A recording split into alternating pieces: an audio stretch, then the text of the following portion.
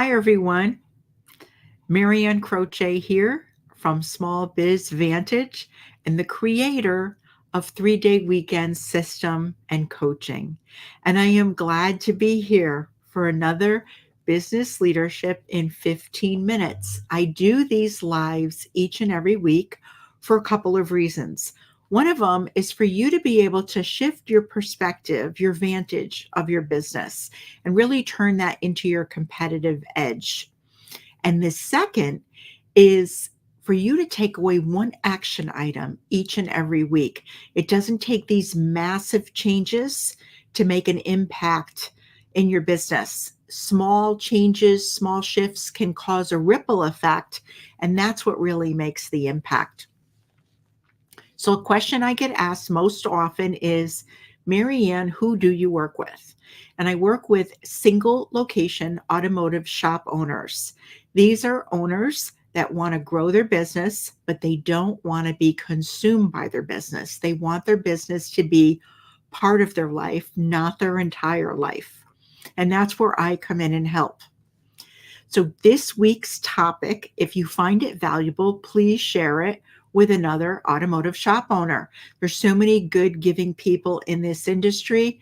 If you know someone that can help, share it. So, this week's topic is, are you indispensable? Most shop owners feel like they are indispensable. They believe that they are indispensable when I talk to them. And this really, to give it some context here, meaning that you can't be replaced. Right? How is everything going to run? How are we going to grow? What's going to be affected? There's no way that I can be replaced.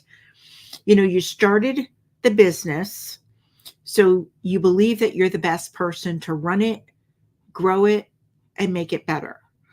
But the reality is, if something did happen to you, the business would continue being led by someone else. So maybe it would be by a sale, it would be sold, or someone else would step in. They would step up and run it, or, grow it and make it better, of course. Or the worst thing that could possibly happen is that it's dissolved because there's nothing to sell and it doesn't have any value in the market. And that's what we don't want to happen. So along those lines, this may sound harsh, but the habits and routines that owners create when they start or acquire an automotive shop can propel the business, or it can hold it back, because there's a lot of things that we do first starting out that really don't help the business. They're good in the beginning for the time being, but from a long-term approach or a long-term strategy, they can really hold the business back. They don't best serve your shop.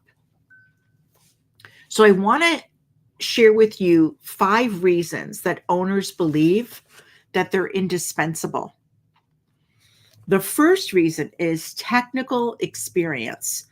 Most owners of automotive repair shops are often technicians, and they have a high level of mechanical skills, knowledge, and expertise that they believe is crucial to the shop's success. Another reason, number 2, is customer relationships. Many owners have built strong relationships with their customers, which they think are key. Those relationships, they really think it's key for customer loyalty and repeat business. So, how is anybody going to talk to somebody else? Like, they need me. Decision making is number 3. Owners are used to making all the critical decisions in their shop, feeling that their unique judgment and experience are vital to business success. Number 4 is quality control. Many owners believe that their oversight ensures high standards and quality of work, and fearing that quality would decline without their day-to-day involvement. And number 5, crisis management. This is really a good one. Owners are often the go-to person for handling emergencies and unexpected problems, thinking that their ability to manage crisis is second to none. So any kind of crises that are going on, that's it. There's nobody else that can handle that but me. So do any of these sound familiar? Do any of these resonate with you? I know years ago, as a brand new shop owner, a lot of those things, most of those things really were true for Tony and I. That's for sure. Customer relationships, I knew that could be something that could be handed off because I did that in other jobs that I had. So I know that there were good people out there, but probably all of the other ones, technical experience, decision making, quality control, and crisis management, all of those, we thought it had to be us. So I'm just being transparent here. So the idea that someone else can take charge of these things and do just as good or even better brings up several owner objections. So I want to go over a few of these, the objections and the solutions. So the first objection that I hear a lot from owners is no one else knows the business like I do, right? So think about it. I mean, from their perspective, an owner's perspective, it's really valid. They either started the business, or if it was a family business and they took over that business, they knew the history, right? They knew the ins and out of maybe the building or, the way they do things, all of that. They created a lot of that stuff, or they carried it down from, past generation, or maybe made some adjustments. So they feel like they really know this business. They know their clients, their customers. They feel like they have a real handle on it. So that makes it hard to let go. But the solution for this is to implement. You have to implement thorough documentation and training programs to share that knowledge and skill with the team. Just because it's in your head doesn't mean you can't take it out of your head and formalize it. The second objection that I hear a lot is customers come to see me, not just the shop. They're not coming to see, they're not coming to just John's Automotive. They want to see John. And that could be a real challenge.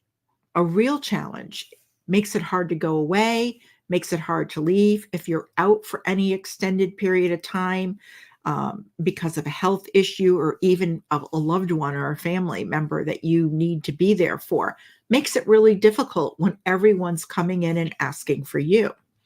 So the solution to that is to gradually introduce key employees to your customers, vendors, suppliers, to build relationship and trust over time. So they get to know that so-and-so will help them out. I have a great person for that who'll help you. The third objection that I hear a lot is I can't trust anyone else to make the right decisions, because owners believe that they are making the right decisions all the time. The truth is we have to test different things. They might not be the best decision. It may seem like the right decision at the time, but it may not be the best decision. So the solution to this is develop a decision-making framework and delegate smaller decisions to build trust and capability in your team. That way you feel comfortable and your team feels empowered. So just because owners believe no one else can do it doesn't mean it's true. I'm going to repeat that. It doesn't mean it's true. Beliefs are funny that way. A coach mentor of mine years ago said to me, when you are reflecting on your beliefs, ask yourself, Is it a true thing or a you thing? It was Todd Herman that said that to me. And I thought about it. And the reality is, there are shops that owners are not caught up in the day to day, every day. They exist. They've empowered their team. The owner is available to be consulted and informed. Imagine that. But they're not really, really active in the day to day, every day. Not being able to step away from the business in the day to day is not a true thing because others are doing it.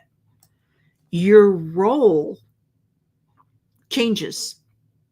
So when you address these beliefs and you start putting actions into place, it really helps shop owners realize that their business can thrive without them having to be there every day.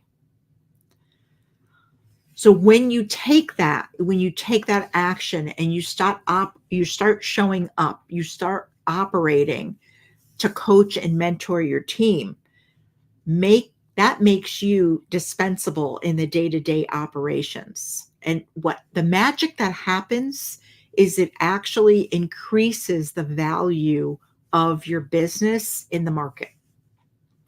So when you think about this, am I indispensable or am I dispensable? My goal is to be dispensable in my shop. The choice is yours. Which one do you want? The good thing is to know that it's never too late to start. Today is a great day to start. So I want to leave you with a pro thinking tip. By focusing on these areas, shop owners can really effectively delegate the day-to-day operations, empowering their team and freeing themselves to focus on growth and pursue other things, whether it's personally or professionally. Think of some of the things that you could do if you actually gain time and handed off things to your team. You could take time off with family and friends, a much needed and deserved vacation. What about self-care? Maybe it's serving on industry boards or even volunteering for a meaningful cause, something that means a lot to you, that you just simply didn't have time for all of these things.